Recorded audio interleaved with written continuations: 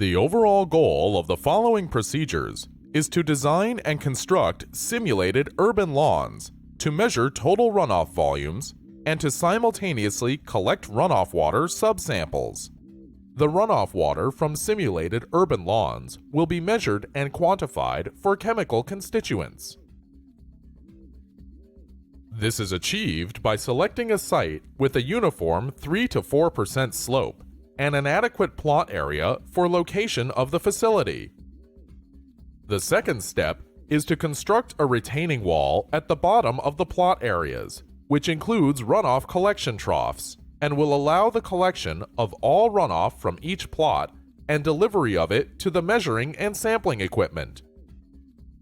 Next, the measuring and sampling equipment is installed below the retaining wall in order to accurately measure the amount of runoff in discrete time intervals, as well as to collect runoff water samples for analysis.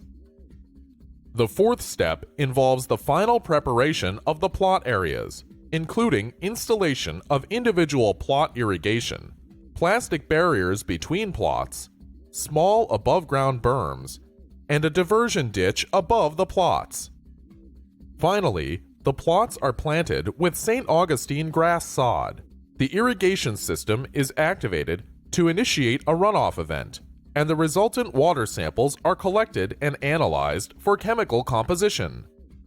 The main two advantages of our facility over those in Florida, Pennsylvania, and Ohio is that our facility is constructed on native undisturbed soil, and also the plots are such that they include